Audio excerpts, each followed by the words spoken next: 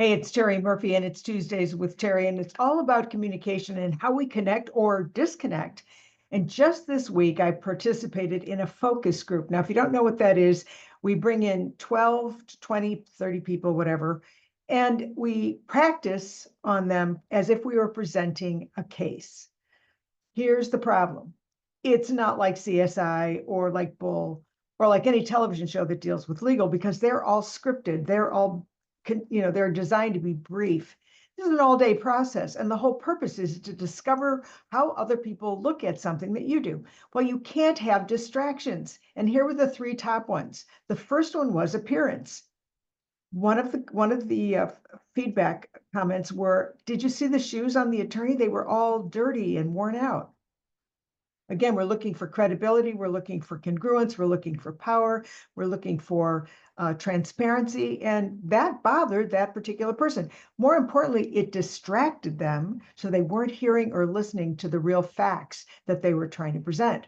The second one was bizarre to me. They did not like the color of the eyes, thought it was fake contacts, and that didn't do it for her, which means where were you when you were listening to these facts? The second thing was tone of voice.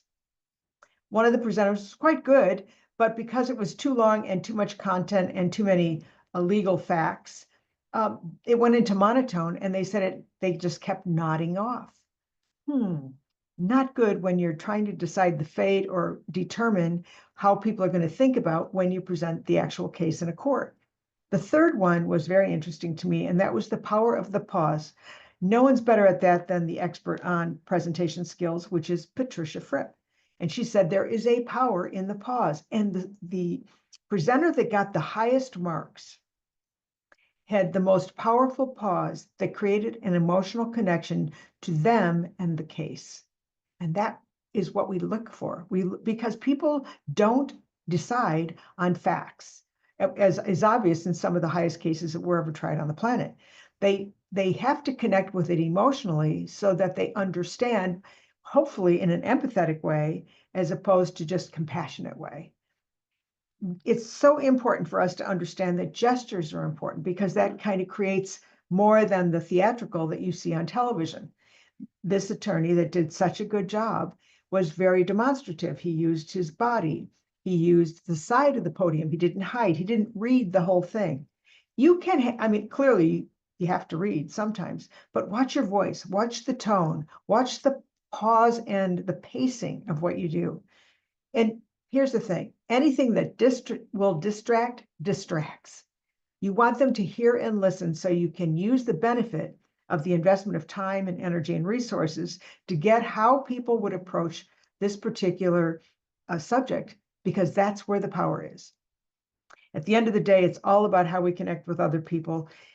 It's imperative that we understand that people have very fractured, very fragile, and very fragmented attention. And especially when we get into too much content or too many legalese, we just have to remember that these people aren't in your business. Whether you're presenting sales, whether you're presenting legal, whether you're presenting any kind of training, help people stay with you by minimizing distractions, engaging with attention strategies that help people want to be available to listen and hear. I'm Terri Murphy for Tuesdays with Terri. If you want some more tips, just email me at terri@terrimurphy.com. We're putting together some pretty good presentation skills so that you can be a powerful presenter. Thanks for joining us.